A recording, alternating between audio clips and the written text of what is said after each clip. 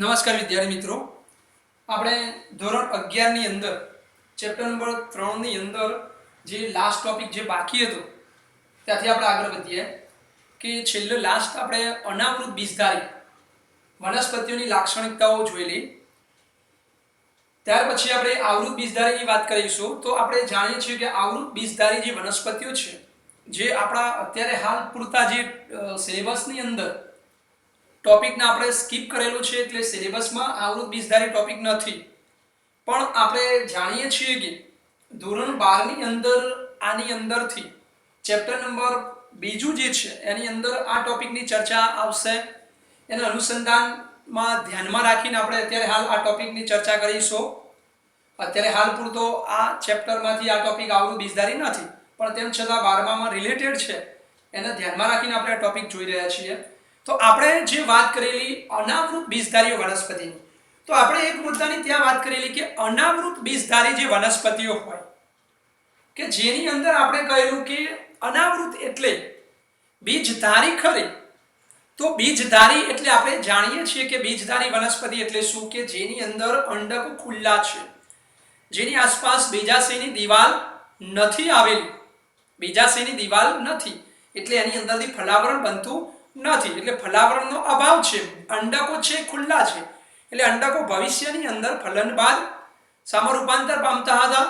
અંડકો એ ભવિષ્યની અંદર બીજમાં રૂપાંતર પામે, પણ એ બીજ કેવા જોવા મળતા? તો એ બીજ આપણે ખુલ્લા જોવા મળતા. બીજ જે હતા એ બીજ અનાવૃતની અંદર એ અંડકો અને બીજ જે હોય એ અંડકો અને બીજ કેવા હતા? ખુલ્લા જોવા મળે, નગ્ન જોવા મળે. પણ આપણે અહીંયા વાત કરીશું આવૃત બીજધારી એટલે બીજ બનશે, અંડકો હોય પણ એ અંડકો કેવા છે? ઢંકાયેલા જોવા મળે છે. શાનાથી ઢંકાયેલા હશે? તો એ અંડકો આપણે જાણીએ છીએ કે અંડકો એ બીજાશયની દિવાલ દ્વારા ઢંકાયેલા હોય. જે બીજાશયની દિવાલ દ્વારા એ અંડકો કેવા હોય? એ ઢંકાયેલા હોય, આવૃત થયેલા હોય. એટલે આપણે જાણીએ છીએ કે ઢંકાયેલા છે એટલે ભવિષ્યની અંદર જ્યારે પણ ફલનની ઘટના થશે ત્યારે બીજાશયની જે દિવાલ હોય એ ફલાવરણ બની જાય. અને અંડકો જે એની અંદર હશે એ ભવિષ્યની અંદર અંડકો એ બીજ બની જાય છે. એટલે બીજની ઉપર કયું આવરણ બની જાય? ફલાવરણનું આવરણ બની જાય. એટલે કે આવૃત બીજધારીઓમાં જે અંડકો હોય એ અંડકો ઢંકાયેલા, એટલે કે અંડકો ઢંકાયેલા જોવા મળે છે. એ અંડકોની અંદર ઢંકાયેલા છે. પરાગરજ કે અંડકો પુષ્પમાં હોય છે. આપણે જે વાત કરી કે ભાઈ અંડકો અથવા તો પરાગરજ એ શાની અંદર હોય? તો પુષ્પની રચના થાય છે. પુષ્પની જે રચના થાય, પુષ્પની અંદર એવું કે છે પરાગરજ, અને પુષ્પની અંદર એવું કે છે કે પરાગરજ અને અંડકો એની અંદર જોવા મળે. તો આપણે જાણીએ છીએ કે પરાગરજ એ ક્યાં જોવા મળે? એ પુંકેસરમાં જોવા મળે એવું આપણે જાણીએ છીએ. અંડકો એ સ્ત્રીકેસરની અંદર જોવા મળે. તો આ પુંકેસર અને સ્ત્રીકેસર બંને ક્યાં જોવા મળે? એ પુષ્પના ભાગ છે. જે આપણે જાણીએ છીએ પુષ્પના 4 ચક્રો અગાઉ જોઈ લીધું: દલ ચક્ર, વજ્ર ચક્ર, દલ ચક્ર, પુંકેસર, સ્ત્રીકેસર ચક્ર. તો આ અંડકો સ્ત્રીકેસરમાં, પરાગરજ એ પુંકેસરમાં જોવા મળે છે એવું આપણે જાણીએ છીએ. આવૃત બીજધારી જે વનસ્પતિઓ હોય જેની અંદર આવૃત બીજધારી વનસ્પતિઓની અંદર ખાસિયત આપણે જોઈએ તો આવૃત બીજધારી વનસ્પતિઓની વાત કરીએ તો એ આવૃત બીજધારી વનસ્પતિઓની અંદર ખાસિયત જોવા મળે છે કે વિવિધ કદમાં એ વિવિધતા ધરાવે છે. તો નાનામાં નાની વનસ્પતિઓ પણ હોય, 2 થી 3 mm જેટલી નાની વનસ્પતિઓ પણ જોવા મળે. જે વુલ્ફિયા ગ્લોબોઝા જેનું નામ છે કે નાનું કદ ધરાવતી એ વુલ્ફિયા ગ્લોબોઝા નાનામાં નાનું કદ ધરાવતી વનસ્પતિ છે. એવી જ રીતે ઊંચામાં ઊંચું 100 મીટર કરતા પણ વધારે ઊંચાઈ ધરાવતી એ નીલગિરી એટલે કે યુકેલિપ્ટસ તરીકે જેને ઓળખવામાં આવે છે, યુકેલિપ્ટસ તરીકે પણ એને ઓળખવામાં આવે, યુકેલિપ્ટસ તરીકે પણ એ ઓળખાય છે. નીલગિરી કે સૌથી ઊંચામાં ઊંચી વનસ્પતિ આવૃત બીજધારીની અંદર નીલગિરી, યુકેલિપ્ટસ છે. નાનામાં નાની વનસ્પતિ વુલ્ફિયા ગ્લોબોઝા જેવી વનસ્પતિઓ પણ જોવા મળે છે. આવૃત બીજધારી વનસ્પતિઓ જે હોય જેનો આપણે ઉપયોગ એ ખોરાક તરીકે, ઘાસચારા તરીકે, બળતણ તરીકે, ઔષધ તરીકે, વિવિધ રીતે વ્યવસાયિક રીતે આવૃત બીજધારી વનસ્પતિઓનો ઉપયોગ થતો હોય છે. એટલે કે આવૃત બીજધારી જે વનસ્પતિઓ હોય જેનો ઉપયોગ એ ખોરાક તરીકે પણ એ ઉપયોગી છે, એ ઘાસચારા તરીકે પણ ઉપયોગી છે, બળતણ તરીકે પણ ઉપયોગી છે, ઔષધો તરીકે પણ ઉપયોગી છે. કે આવૃત બીજધારી જેટલી પણ વનસ્પતિઓ છે એ ખોરાક તરીકે, ઘાસચારો, બળતણ, ઔષધો, અન્ય રીતે વ્યવસાયિક રીતે આ વનસ્પતિઓ એ ઉપયોગમાં જોવા મળે છે. આ ઉપરાંત આપણે બે વર્ગની અંદર આવૃત બીજધારી વનસ્પતિઓની આપણે વાત કરીએ તો આપણે જાણીએ છીએ કે આવૃત બીજધારી જે વનસ્પતિઓ હોય એ બે વર્ગમાં વિભાજિત થયેલી છે, એકદળી અને દ્વિદળી. તો આપણે જાણીએ છીએ કે કેટલાક કોમન લાક્ષણિકતાઓને આધારે આવૃત બીજધારી અને અનાવૃત આવૃત બીજધારીની અંદર એકદળી અને દ્વિદળી બે વર્ગની અંદર એને વિભાજિત કરેલ છે. તો કેટલાક આપણે કેરેક્ટરો છે એ લાક્ષણિકતાઓને આધારે એને ડિવાઈડ કરેલા હોય. દાખલા તરીકે એકદળી એટલે એક બીજપત્ર ધરાવતી હોય, દ્વિદળી બે બીજપત્રો ધરાવતી હોય. પર્ણનો જે આપણે આવી ગયો શિરાવિન્યાસ આવી ગયો કે સમાંતર હોય, સીધો શિરાવિન્યાસ, તો એકદળીનો એ સમાંતર શિરાવિન્યાસ હોય, દ્વિદળીનો એ જાલાકાર શિરાવિન્યાસ હોય. હવે એકદળી હોય તો મોટાભાગે એના જે વજ્રચક્ર દલચક્ર જે છે એ ત્રિઅવયવી હોય, પુષ્પીય ચક્રો એ ત્રિઅવયવી હોય, ત્રણના જ ગ્રુપમાં હોય. મોટાભાગે જો જાલાકાર હોય તો એ ચતુઅવયવી હોય અથવા તો એ પંચાવયવી મોટાભાગે હોય, 5 વજ્રચક્રો, 5 દલચક્રો, પુષ્પીય ચક્રો 5 પાદના જોડાણમાં જોવા મળે છે. તો એની લાક્ષણિકતાઓ આપેલી છે કે એકદળી તો એક બીજપત્ર ધરાવે, સમાંતર શિરાવિન્યાસ, તો એક બીજપત્ર, બે બીજપત્રો, પુષ્પીય ત્રિઅવયવી હોય, ત્રિઅવયવી એટલે આપણને ખ્યાલ આવી ગયો કે પુષ્પીય ચક્રોની વાત છે, વજ્રચક્ર, દલચક્ર, પુકેસર, સ્ત્રીકેસ ચક્રની વાત છે કે મોટાભાગે 3 હોય, અહીંયા ચતુર્થ એટલે કે 4 હોય અથવા તો મોટાભાગે પંચાવયવી હોય. તો આ એની લાક્ષણિકતાઓ થઈ. ત્યાર પછી આપણે જાણીએ છીએ કે નર અંગ તરીકે પુષ્પની અંદર નર અંગ તરીકે, નર લિંગી અંગ તરીકે આપણે જાણીએ છીએ કે પુકેસર. તો એ પણ આપણે જાણીએ છીએ કે પુકેસરની અંદર 3 ભાગો હોય, તંતુ, યોજી અને પરાગાશય હોય. એ અગાઉ પણ આપણે આવી ગયું કે પુકેસરના 3 ભાગો છે. એ 3 ભાગો કઈ આપણે એક ચેપ્ટરની અંદર અગાઉ જોઈ લીધો કે પુકેસર હોય તો પુકેસરનો નીચેનો જે ભાગ હોય જેને આપણે તંતુ તરીકે ઓળખીએ છીએ, તો ફિલામેન્ટ તરીકે એને ઓળખવામાં આવે તંતુ. આ જે ભાગ હોય એને આપણે પરાગાશય કહીએ છીએ, પરાગાશય. અને એના બંનેને જોડતો જે ભાગ હોય જેને આપણે યોજી તરીકે ઓળખીએ છીએ. તો આ વાત થઈ પુકેસરની વાત થઈ. તો પુકેસરની અંદર 3 ભાગો બતાવે છે, તંતુ, યોજી અને પરાગાશય. આપણે જાણીએ છીએ કે હવે પરાગાશય જે હોય એ પરાગાશયની આપણે આંતરિક રચના જોઈએ તો એ પરાગાશયની અંદર એ આંતરિક રચનાની અંદર આપણે એની અંદર લઘુ બીજાણુ ધાનીઓ હોય, લઘુ બીજાણુ ધાની હોય પરાગાશયની અંદર. આપણે ડિટેલ્સમાં જઈએ તો પણ અહીંયા આપણે ડિટેલ્સમાં બહુ જોતા નથી. પરાગાશયની અંદર લઘુ બીજાણુ ધાની હોય, લઘુ બીજાણુ ધાનીની અંદર જે કોષો હોય એ કોષોને આપણે બીજાણુજનક પેશી કહીશું. બીજાણુજનક પેશી કહેવાય, જે કેવી હોય 2n હોય. બરાબર સમજો.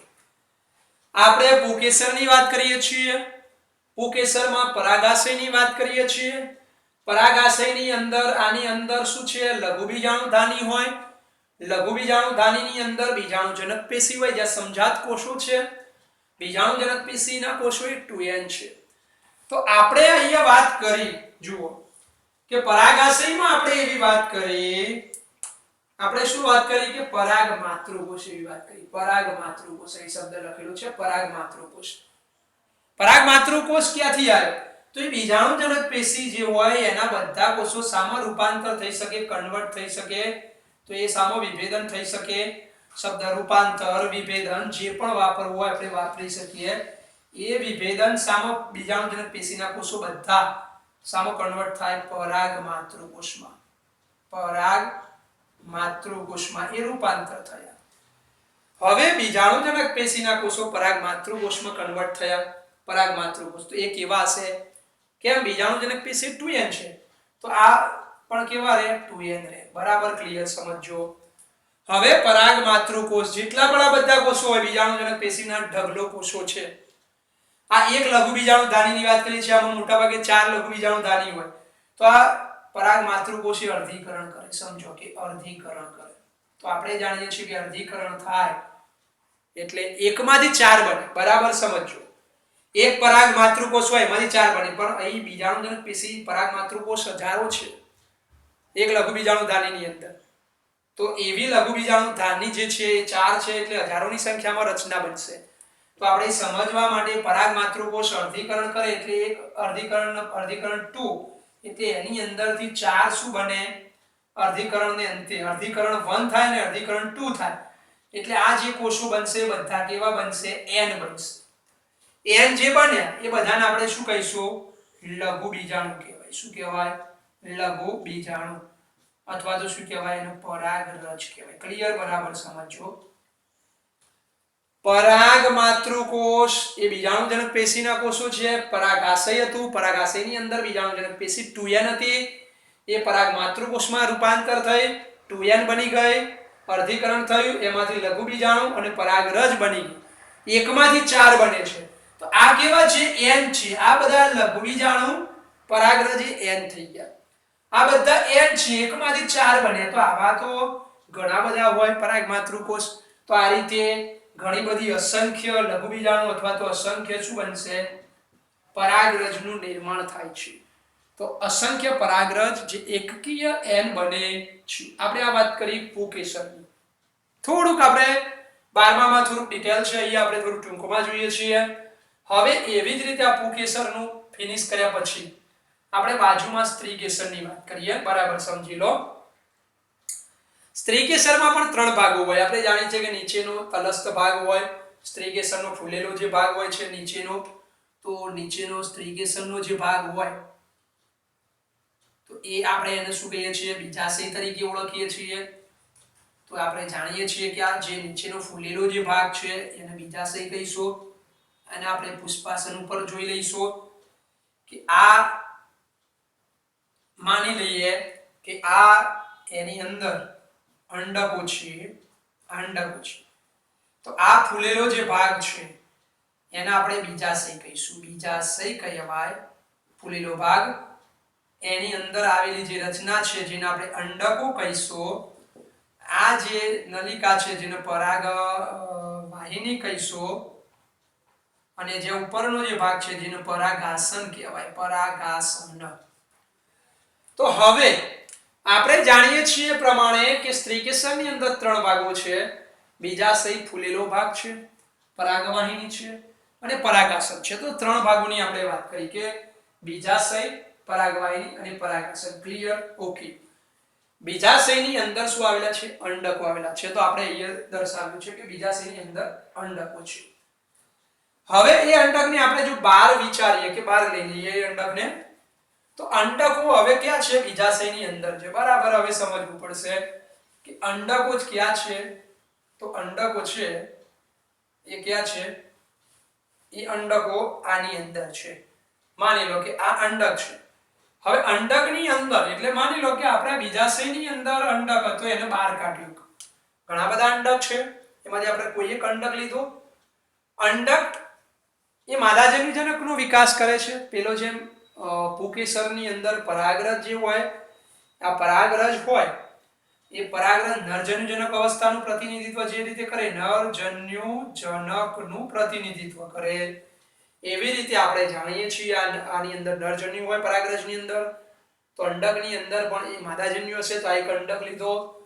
હવે અંડકની અંદર વાત કરે છે કે અંડકની અંદર જેટલા પણ કોષો હોય તો અંડકની અંદર પ્રદેહ જેને કહેવાય. તો અંડકની અંદર અંડક આપણે બરાબર સમજી લઈશું કે ભાઈ આ અંડક છે. માની લો અંડકની અંદર જેટલા પણ કોષો હોય એ બધા કોષોને આપણે શું કહીશું પ્રદેહના કોષો તરીકે ઓળખીએ છીએ. માની લો કે આ બધા પ્રદેહના કોષો છે. પ્રદેહના કોષો. હવે આ પ્રદેહના કોષો હશે કેવા હશે દૈહિક કોષો હોય એટલે પ્રદેહના કોષો કેવા હોય 2n હોય. બરાબર. હવે એની અંદરથી એક કોષ, પ્રદેહનો એક કોષ એ સામો રૂપાંતર થાય છે, માત્ર એક કોષની વાત કરી છે આપણે. આની અંદર એવું કીધું બીજાણુજનક પેશીના બધા કોષો પરાગ માતૃકોષમાં કન્વર્ટ થાય, બધા કોષો. આમાં એવું નથી, પ્રદેહના બધા કોષો નહીં, માત્ર કોઈ એક કોષની વાત કરી કે માત્ર કોઈ એક કોષ હોય જે પ્રદેહનો જે એક કોષ છે એ સામો કન્વર્ટ થાય છે, તો એ સામો કન્વર્ટ થાય મહાબીજાણુ માતૃકોષમાં કન્વર્ટ થાય છે. હવે જેવી રીતે અહીં પરાગ માતૃકોષ કીધું, તો પરાગ માતૃકોષ બીજાણુજનક પેશીના બધા કોષો આમાં કન્વર્ટ થાય. આમાં એવું નથી, પ્રદેહના બધા કોષો નહીં બને, પણ એક જ મહાબીજાણુ માતૃકોષમાં કન્વર્ટ થાય. એ કેવું રહેશે? 2n. હવે જેવી રીતે અહીંયા આપણે કીધું કે પરાગ માતૃકોષ અર્ધીકરણ કરે એકે લઘુ બીજાણુ બનાવ્યા, એવી રીતે મહાબીજાણુ માતૃકોષ આ એક જ છે, એ શું કરી શકે? અર્ધીકરણ કરે. અર્ધીકરણ કરે તો સ્વાભાવિક આપણે જાણીએ છીએ કે અર્ધીકરણ દ્વારા 4 બીજાણુ બનશે.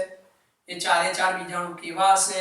તો એ 4 4 બીજાણુ એકકીય હશે, કારણ કે અર્ધીકરણ કરે એટલે n હશે. તો આ 4 શું બને? મહાબીજાણુ બને. તો જેવી રીતે આપણે વાત કરી લઘુ બીજાણુની, પરાગરજની, એવી રીતે મહાબીજાણુ બને. પણ આપણે ડિફરન્સ શું કે બીજાણુજનક પેશીના બધા કોષો એ પરાગ માતૃકોષમાં કન્વર્ટ થાય, બધા પરાગ માતૃકોષના કરતો અર્ધીકરણ કરે એટલે એકમાંથી 4 લઘુ બીજાણુ, એવા એકમાંથી 4 એટલે અસંખ્ય પરાગરજ અથવા લઘુ બીજાણુ બન્યા. બરાબર સમજો, એક અસંખ્ય લઘુ બીજાણુ બન્યા.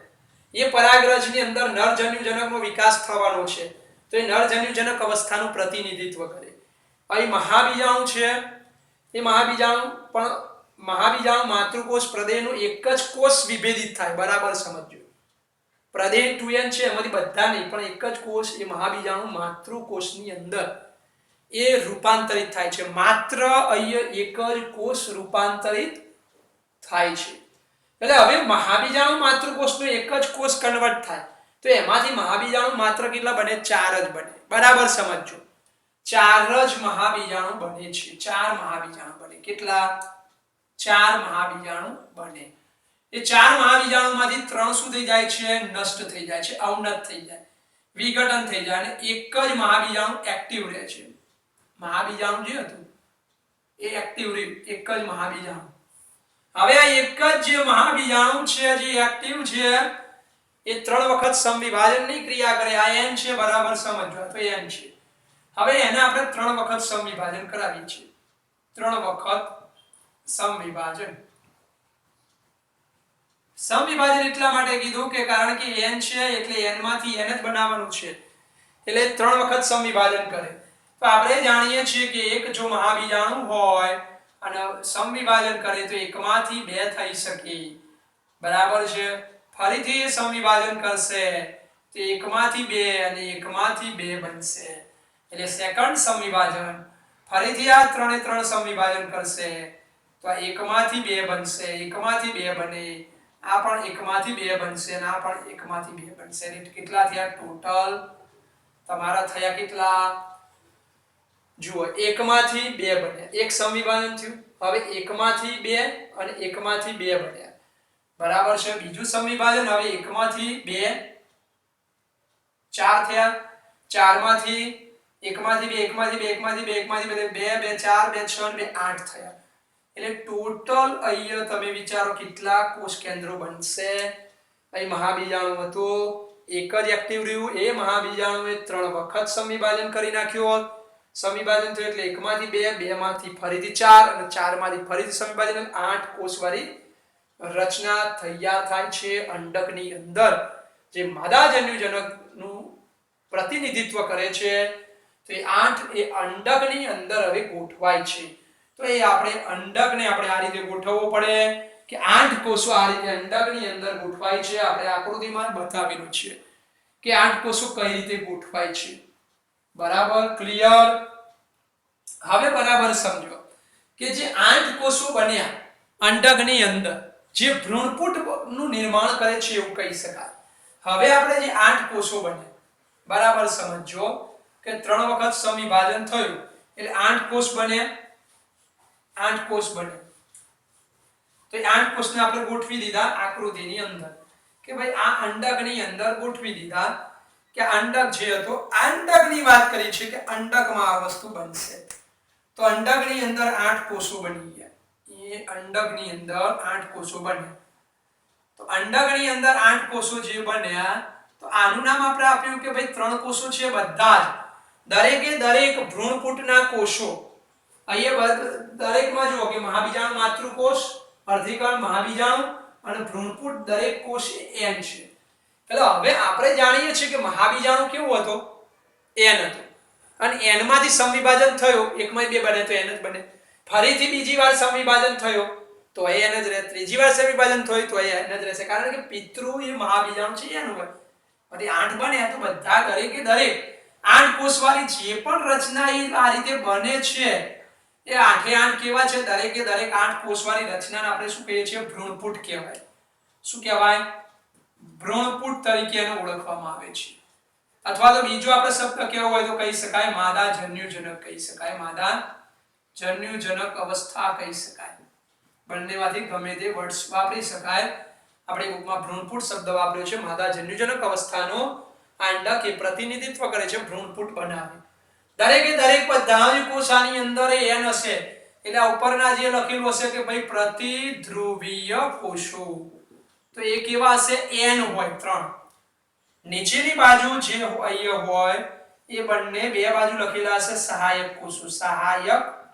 કોષો આપણે આકૃતિમાં પણ દર્શાવેલું છે એ પણ કેવા હોય n હશે બરાબર સમજો વચ્ચે જે કોષ છે અહીંયા વચ્ચે એક કોષ બતાવેલો છે અંડકોષ તો આ પણ કેવો હોય n જ હોય આ પણ કેવા છે n જ છે હવે અંડકોષ અને બે સહાયક કોષ ભેગા થઈને બનતી રચનાને શું કહેવાય તો અંડ પ્રસાધન કહેવાય અંડ પ્રસાધન આપણે નોંધેલું હશે કે અંડકોષ અને સહાયક કોષ ભેગા થાય તો અંડ પ્રસાધન બનાવે તો અંડ પ્રસાધન બનાવ્યું એની અંદર અંડકોષ અને સહાયક કોષ છે હવે વચ્ચે જે ધ્રુવીય કોષ કહેવાય ધ્રુવીય કોષ કેન્દ્રો જે છે એ પણ n + n હોય ધ્રુવીય કોષ કેન્દ્રો એટલે આમ આપણે આના એક કહી શકાય દ્વિકીય કોષ કેન્દ્ર કહી શકાય એટલે આપણે ટોટલ વિચારવું હોય તો કોષોની દ્રષ્ટિએ તો 3 ને 3 6 ના એક વિચારવાનો આ એક કોષ કહેવાય ધ્રુવીય કોષ એટલે 1 2 અને 3 એટલે બે સહાયક કોષ એક અંડકોષ 3 પ્રતિધ્રુવીય કોષ 2 અને 1 3 3 ને 3 6 6 અને 1 7 એટલે આપણે એવું કહી શકાય કે 7 કોષીય રચના કહી શકાય 7 કોષીય રચના માદા જન્યુજનકની અંદર કોષ કેન્દ્રની દ્રષ્ટિએ વિચારીએ તો 1 2 3 4 5 6 6 અને 7 અને 8 તો કોષ કેન્દ્રની દ્રષ્ટિએ 8 કોષ કેન્દ્ર કહેવાય રચના જે બનાવે છે 7 કોષીય રચના અને 8 કોષ કેન્દ્ર વાળી જે રચના બની જેને આપણે ભ્રૂણપુટ કહેવાય જે એક મહાબીજાણુની અંદરથી બન્યું બરાબર સમજો એક મહાબીજાણુ હતું ટોટલ 4 મહાબીજાણુ હતા એ ક્યાંથી આયા તો આપણને ખબર હોવી જોઈએ કે 4 મહાબીજાણુ ક્યાંથી આયા મહાબીજાણુ માતૃકોષની અંદરથી મહાબીજાણુ માતૃકોષ ક્યાંથી આયા પ્રદેહમાંથી પ્રદેહ ક્યાં છે અંડક એટલે અંડકની અંદર કોષો જે આવેલા છે પ્રદેહના છે પ્રદેહનો એક કોષ એ મહાબીજાણુ માતૃકોષમાં વિભેદન પામ્યો એક જ એને અર્ધીકરણ કર્યું 4 મહાબીજાણુ બનાવે 4 માંથી 3 નષ્ટ થઈ ગયા અવનત થઈ ગયા એક એક્ટિવ રહ્યું અને 3 વખત સંવિભાજન કરીને ભ્રૂણપુટ આ 8 કોષ કેન્દ્રવાળી રચના અસ્તિત્વમાં આવે છે આ રીતે એને માદા જન્યુજનક પ્રતિનિધિત્વ કહેવાય પેલી બાજુ આપણે લઘુબીજાણુ અથવા પરાગરજ બનાવી જે પરાગાશયની અંદર હતી પરાગ માતૃકોષ અને વર્ગીકરણ થયું પરાગરજ આ રીતે લઘુબીજાણુનું નિર્માણ થયું જે નરજન્યુજનકનું પ્રતિનિધિત્વ કરે છે એની અંદર નરજન્યુ છે હવે બરાબર સમજીશું આપણે કે આ રચના એ બીજાશયના અંડકમાં છે બરાબર સમજો આ રચના બીજાશયના અંડકમાં આની અંદર છે હવે જ્યારે પરાગવાહકોનો ઉપયોગ થાય તો એ પરાગવાહકો આપણે અનાવૃતમાં પવન ખાલી કહેલું અહીંયા પવન પાણી કીટકો પક્ષીઓ વગેરે દ્વારા એ પરાગનયન થાય તો ખાસ ડિફરન્સ કે ભાઈ અનાવૃતની અંદર પવન દ્વારા જ પરાગનયન થાય છે અહીંયા પરાગવાહકો તરીકે પવન, પાણી, કીટકો, પક્ષીઓ, મધમાખીઓ વગેરે દ્વારા, પક્ષીઓ દ્વારા, પરાગવાહકો દ્વારા એ પરાગનયન થતું હોય છે. આપણે જાણીએ છીએ કે પરાગનયન એટલે શું?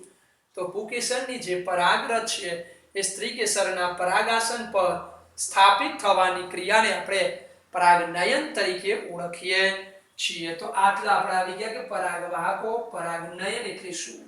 કે પુંકેસરની પરાગરજ સ્ત્રી કેસરના પરાગાસન પર સ્થાપિત થવાની ઘટના. તો આપણે આટલે એનો શું કરીશું? આ પરાગરજ જે હતી એ પરાગરજને આપણે સ્થાપિત કરીએ કે આ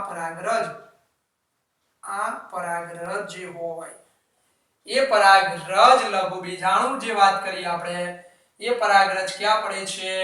તો આ પરાગરજની આપણે વાત કરી રહ્યા છીએ. એ પરાગરજ એ સ્ત્રી કેસરના પરાગાસન પર સ્થાપિત થવાની ઘટનાને પરાગનયન તરીકે આપણે ઓળખીએ છીએ. હવે આપણે જાણીએ છીએ કે પરાગરજ જ્યારે સ્ત્રી કેસરના પરાગાસન પર જ્યારે પડે છે, એટલે કે આપણે જાણીએ છીએ કે આ પરાગરજ એ પરાગાસન ઉપર સ્થાપિત થઈ એટલે પરાગરજ જે હોય એનું અંકુરણ થાય. એટલે આપણો મુદ્દો આવશે કે પરાગરજનું અંકુરણ. તો આપણે યાદ રાખવાનું પરાગરજનું અંકુરણ, પરાગરજનું અંકુરણ.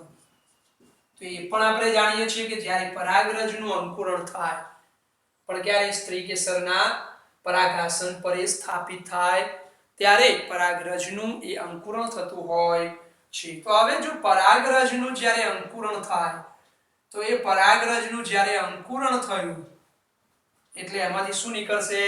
પરાગરજમાંથી શું નીકળે? પરાગનલિકા બની. પરાગનલિકા બની. આ ફલનની ઘટનાની વાત કરીએ છીએ કે ભાઈ પરાગનલિકા બની. હવે આ પરાગરજનું અંકુરણ થયું, સમજો બરાબર. તો આ પરાગરજનું અંકુરણ થયું ને એમાંથી પરાગનલિકા બની. એ આ પરાગનલિકા બની, સમજો. એ પરાગનલિકા ક્યાં એન્ટર થશે? તો આપણે જાણીએ છીએ કે પરાગરજ ક્યાં એન્ટર થાય? પરાગવાહિનીમાં દાખલ થશે. પરાગનલિકા બની એ ક્યાં ગઈ? પરાગવાહિનીમાં દાખલ થઈ. પરાગવાહિનીમાંથી ક્યાં દાખલ થશે? બીજાશયમાં દાખલ થશે. ફૂલેલો ભાગ હતો એમાં ગઈ, બીજાશયમાં જશે. બીજાશયમાંથી ક્યાં જશે? તો એ અંડકમાં દાખલ થાય. અંડકમાં દાખલ થાય. અંડકમાં એને દાખલ થવું પડશે. તો હવે પરાગનલિકા જે બની એ પરાગનલિકા બની, એ પરાગવાહિનીમાં ગઈ, ત્યાંથી બીજાશયમાં ગઈ, બીજાશયમાંથી અંડકમાં એ દાખલ થઈ. હવે અંડકની પરિસ્થિતિ શું છે? તો આપણે જાણીએ છીએ કે અંડકની પરિસ્થિતિ આ રહી કે અંડક છે, બરાબર છે. તો આપણે આ બધું થોડું એજ કરીએ, ગૂંચ ન પડે એટલા માટે કે અંડકની વાત કરીએ આપણે. હવે આપણે જાણીએ છીએ કે આ બાજુ આવી જઈએ કે અંડકની રચના થઈ. માની લો કે અંડકની રચના થઈ. હવે આપણે જાણીએ છીએ કે આ પરાગનલિકા પરાગવાહિનીમાં અંડકમાં બીજાશયમાં દાખલ થઈ. એટલે એક્ચ્યુઅલી અંડકની અંદર એ ગઈ કે અંડક વાળી ભ્રૂણપુટ વાળી જે રચના હતી એની અંદર દાખલ થઈ. એટલે આપણે આ બતાવીએ કે ભાઈ આ પરાગનલિકા એની અંડકની અંદર લઈ જાય છે. તો આ કન્ડિશન થાય એ આ પરાગનલિકા આપણી છે, બરાબર. આ પરાગનલિકા છે. હવે આ પરાગનલિકા બરાબર સમજો, ગૂંચ ન પડે. આ પરાગનલિકા આપણે બનાવી પરાગનલિકા. ઓરિજિનલ ચિત્ર આપણે કહ્યું કે ભાઈ આ રીતે પરાગવાહિનીમાં ગઈ, બીજાશયમાં અંડકમાં થઈને અંદર એન્ટર થઈ. તો આ પરાગનલિકાની અંદર એટલે કે પરાગરજની અંદર શું છે? અહીં નરજન્યુજનક અવસ્થાનું પ્રતિનિધિત્વ કરે છે. એટલે એની અંદર બે નરજન્યુ છે. કેટલા? બે નરજન્યુ છે. તો બે નરજન્યુ છે. બે નરજન્યુ. તો હવે જે આ બે નરજન્યુ હોય એ ક્યાં ગયા? અંડકની અંદર. એટલે અહીંયા આપણે વિચારી લઈએ કે બે નરજન્યુ એ પણ એકી હતા, આ બે નરજન્યુ એ પણ અંદર એન્ટર થયા. હવે ભ્રૂણપુટની અંદર બે નરજન્યુ અંદર એન્ટર થયા. હવે જે પેલા સહાયક કોષો હોય એની જરૂરિયાત નથી તો એ વિઘટન થઈ ગયા. માની લો હવે જેની જરૂરિયાત નથી તો આ વિઘટન થઈ ગયો સહાયક કોષ શું થઈ ગયું? વિઘટન થઈ ગયું. હવે આ પ્રતિધ્રુવીય કોષોની પણ જરૂરિયાત નથી તો એ પણ નષ્ટ થઈ ગયા. તો આપણી પાસે હવે શું પરિસ્થિતિ રહી?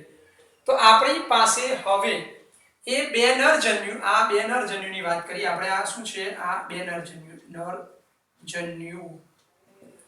બે નરજન્યુ છે. તો બે નરજન્યુ, દ્વિકીય કોષ કેન્દ્રો અને એક અંડકોષ છે. તો હવે જે એક આંડકની અંદર દાખલ થયા, હવે એક નરજન્યુ છે, આની સાથે ધ્રુવીય કોષ કેન્દ્ર એનું ફલન કરે છે, બીજો નરજન્યુ એ અંડકોષનું ફલન કરે છે. તો આપણે બાજુમાં એક ફિગરમાં દોરી નાખીએ તો સ્પષ્ટ વધુ આપણને ખબર પડી જાય કે અંડક હતો, ભ્રૂણપુટ એની અંદર. હવે માની લો કે આ અંડકોષ છે અને એક આપણો આ નરજન્યુ જે છે એની સાથે જોઈન્ટ થઈ જાય છે, એ આ નરજન્યુ એનું જોડાણ થઈ જાય. તો આપણે શું કહીશું? આ નરજન્યુ અને આ અંડકોષ આ બંને ભેગા થયા એટલે આને આપણે ફલન કહીએ છીએ. અને બંને ભેગા થઈને કઈ રચના બનશે? નરજન્યુ અને માદાજન્યુ ભેગા થઈને અહીંયા કઈ રચના બની જશે? ફલિતાંડ બને. ફલિતાંડ બને. 2n જેને કહેવાય યુગ્મનજ બને છે. યુગ્મનજ બને.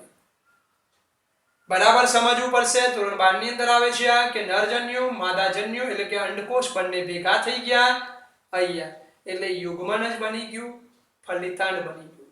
હવે જે ઉપરની તરફ મધ્યની અંદર જ્યાં દ્વિકીય કોષ કેન્દ્રો હતા, ધ્રુવીય કોષ કેન્દ્રો જ્યાં હતા, ત્યાં આપણો એક નરજન્યુ અંદર એડ થઈ ગયો. નરજન્યુ એડ થઈ ગઈ. એ 3n વાળી રચના જે બનાવી એ રચના કઈ બને છે? તો આપણે યાદ રાખીશું કે 3n વાળી રચના કઈ બને? પ્રાથમિક ભ્રૂણપોષ કોષ કેન્દ્રનું નિર્માણ થાય છે. પ્રાથમિક ભ્રૂણપોષ કોષ કેન્દ્ર બને છે. 3n PEN જેને ટૂંકમાં કહેવાય પ્રાઇમરી એન્ડોસ્પર્મ ન્યુક્લિયસ તરીકે. પ્રાથમિકનો P પ્રાઇમરી ભ્રૂણપોષ એટલે એન્ડોસ્પર્મ કોષ કેન્દ્ર, ન્યુક્લિયસ એટલે પેનની રચના થાય. એટલે 3n અહીંયા ફલિતાંડ બન્યું, યુગ્મનજ બનશે, અહીં બનશે PEN ની રચના થાય છે. હજુ આપણે ભવિષ્યની અંદર એટલે આપણે અહીં જુઓ, અહીં વચ્ચે એક શબ્દ વિચારવો હોય તો આટલી રચના બની એટલે બે નરજન્યુ હતા, એક અંડકોષનું ફલન કર્યું અને બીજાએ ધ્રુવીય કોષ જે હતો એ ધ્રુવીય કોષ કેન્દ્રનું ફલન કર્યું એટલે એનું બેવડું ફલન કહેવાય. બરાબર સમજો. ડબલ ફર્ટિલાઇઝેશન કહેવાય. ડબલ ફર્ટિલાઇઝેશન, બેવડું ફલન કહેવાય કે આવૃત બીજધારીની ખાસિયત બેવડું ફલન. બેવડું ફલન શા માટે કહેવાય? કારણ કે એક વડું ફલન આપણે અનાવૃતમાં કહીએ, કારણ કે એક નરજન્યુ હોય અને એ અંડકોષનું ખાલી ફલન કરે તો એક વડું ફલન કહેવાય. પણ અહીંયા બે નરજન્યુ છે, એક નરજન્યુ અંડકોષનું ફલન કર્યું, બીજા નરજન્યુ દ્વિકીય કોષ કેન્દ્રો હતું, ધ્રુવીય કોષ હતો એનું ફલન કર્યું એટલે અહીંયા બે જગ્યાએ ફલન થયું એટલે એનું બેવડું ફલન એ આવૃત બીજધારી વનસ્પતિઓની એક ખાસિયત છે, અનન્ય યુનિક ઘટના તરીકે માનવામાં આવે છે. તો આ થયું બેવડું ફલનની વાત થઈ. હવે આગળની આપણે વાત કરીએ કે બેવડું ફલન થયું ત્યાર પછી આગળની ઘટનામાં શું થશે? તો આગળની ઘટના આપણે વિચારીએ તો અહીંયા યુગ્મનજ જે હતું એ ભવિષ્યની અંદર આ યુગ્મનજ જે ભવિષ્યમાં ભ્રૂણનું નિર્માણ કરશે, ભ્રૂણ બનશે. આ ભ્રૂણ બને તો એ ભ્રૂણ કેવું રહે? યુગ્મનજ કેવું હોય? પાછું 2n હોય, કારણ કે n + n ભેગા થઈને 2n બન્યું. તો આ ભ્રૂણ કેવું બનશે? ભ્રૂણ બીજપત્રોનું નિર્માણ કરશે ભવિષ્યની અંદર. હવે આ ત્રિકીય જે છે એ ભવિષ્યની અંદર શું બની જશે? તો એ ભવિષ્યની અંદર શું બનશે? ભ્રૂણપોષ બને. ભવિષ્યની અંદર ભ્રૂણપોષ બને. એટલે બરાબર ક્લિયર સમજી લો કે ફલન બાદ આ જે બની રચના નરજન્યુ માદાજન્યુ ભેગા થયા, યુગ્મનજ બન્યું, એમાંથી ભ્રૂણ બની ગયો, બીજપત્રોની એવી રચના બનશે અંડકની અંદર અને આની અંદરથી રચના બનશે. અહીં જે રચના બની ગઈ સમજો કે આ રચના જે બની એ ભ્રૂણપોષ બની જાય છે. ભ્રૂણપોષ. આ જે રચના હતી એ બની ગઈ ભ્રૂણ બની ગઈ. તો તો આ ભ્રૂણ અને પેલો ભ્રૂણપોષ બની ગયો. તો આ ભ્રૂણપોષ શા માટે બને છે? એ કારણ કે ભ્રૂણના વિકાસ દરમિયાન અને પોષણની જરૂર પડે છે, એટલા માટે એ ભ્રૂણને પોષણ મળે એટલા માટે ભ્રૂણપોષનો ઉપર નિર્માણ થાય છે. એટલે ઉપર ભ્રૂણપોષ અને નીચે ભ્રૂણ બને છે. હવે ફલન બાદ આખો જે અંડક હોય, આની અંદર જેટલા પણ આવા અંડક હોય એ તમામ અંડક એ સામા રૂપાંતર થઈ જાય. આખું અંડક જે અંડક હતું એ અંડક સામા રૂપાંતર થઈ ગયો, એ આખું અંડક બીજ બને છે. એટલે આખું અંડક એ બીજ તૈયાર થાય.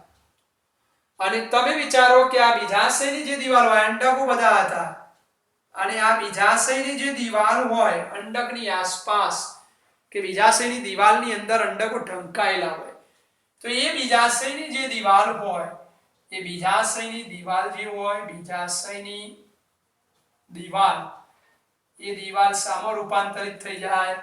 તો આખી બીજાશયની દિવાલ એ ફલાવરણમાં, ફળ જેને આપણે કહીએ છીએ એ ફળમાં રૂપાંતરિત થાય છે. એટલા માટે અંડકો અંદર હોય, આજુબાજુ ફલાવરણમાં હોય, એટલે બીજ અંદર બંધ હોય, ઉપર ફલાવરણ જોવા મળે છે. તો આ રીતે આવૃત બીજધારીની આપણે લાક્ષણિકતાઓ જોઈ. બોક્સની અંદર તમારે આખો એક ચાર્ટ બતાવેલો છે કે જન્યુજનક અવસ્થા અને બીજાણુજનક અવસ્થા. તો જન્યુજનક અવસ્થાની અંદર કેવી રીતે પુકેસર, સ્ત્રીકેસર બતાવેલા છે. પુકેસરની અંદર લઘુ બીજાણુ, કે પુકેસરની અંદર લઘુ બીજાણુ માતૃકોષ અથવા પરાગ માતૃકોષ પણ શબ્દ વાપરી શકાય, બંને શબ્દો વાપરી શકાય. પુકેસરની અંદર જો પરાગ માતૃકોષ અથવા તો આપણે લઘુ બીજાણુ માતૃકોષ શબ્દ વાપર્યો હોય તો પણ ચાલશે, એ કન્ફ્યુઝન ન થાય. લઘુ બીજાણુ માતૃકોષ એ પરાગાશય જે હોય, પરાગાશયની અંદર બીજાણુજનક પેશી હતી, એના બધા કોષો પરાગ માતૃકોષ અથવા લઘુ બીજાણુ માતૃકોષમાં રૂપાંતરિત થાય. ત્યાર પછી લઘુ બીજાણુ કઈ રીતે બને, અર્ધીકરણ થઈને પરાગરજ બને, તો એની માહિતી આપેલી છે. તેવી જ રીતે એ લઘુ બીજાણુ જે દર્શાયેલું છે એ લઘુ બીજાણુની અંદર શું હોય, નરજન્યુ હોય, એટલે નરજન્યુજનક અવસ્થાનું પ્રતિનિધિત્વ દર્શાયેલું છે આકૃતિમાં. આ જે પરાગ નલિકા દર્શાવીએ છે. સ્ત્રી કેસરની વાત કરીએ તો સ્ત્રી કેસરની અંદર આપણે વાત કરી બીજાશય, બીજાશયની અંદર અંડક બતાવ્યું છે, અંડકની અંદર પ્રદેહ, અને પ્રદેહના જે કોષો હોય એ પ્રદેહના જે કોષો હોય એનો એક કોષ મહાબીજાણુ માતૃકોષમાં કન્વર્ટ થયેલો બતાવ્યો છે. તો મહાબીજાણુ માતૃકોષ આકૃતિ ચાર્ટમાં દર્શાવ્યું છે. મહાબીજાણુ માતૃકોષ અર્ધીકરણ કરશે એટલે 4 મહાબીજાણુ બને, 3 નષ્ટ થઈ જાય, અને એક મહાબીજાણુમાંથી 8 કોષ કેન્દ્રવાળી 7 કોષવાળી જે રચના, જે ભ્રૂણપુટ બનાવે છે, એની અંદર એક અંડક છે, અને એ અંડકની આકૃતિ તમારે દર્શાવેલી હશે. 3 પ્રતિધ્રુવ, 2 દ્વિધ્રુવીય કોષ અને એક અંડકોષ અને 2 સહાયક કોષવાળી આકૃતિ બતાવેલી હશે. બંનેનું ફલન કરેલું દર્શાવ્યું હશે, ફલિતાંડ બતાવ્યું. આ જન્યુજનક, ત્યાર પછી ફલિતાંડ એ બીજાણુજનક પેશીની શરૂઆત કરે છે, એટલે ભ્રૂણને એવી આકૃતિ બતાવી છે, ને એમાંથી છોડ તૈયાર થતો બતાવ્યો હશે. તો બીજાણુજનકની વાત કરી. તો અહીંયા આપણે થિયરીમાં અહીંયા અટકીશું આપણે આટલે. ત્યાર પછી નેક્સ્ટ લેક્ચરની અંદર જીવન ચક્ર જે કહી શકાય, એકવિધ જીવન ચક્ર, દ્વિવિધ જીવન ચક્ર અને એકવિધ દ્વિવિધ જીવન ચક્રની વાત કરીશું. ચેપ્ટર પૂર્ણ કરીશું અને નેક્સ્ટ ચેપ્ટર શરૂ કરીશું. Okay, thank you.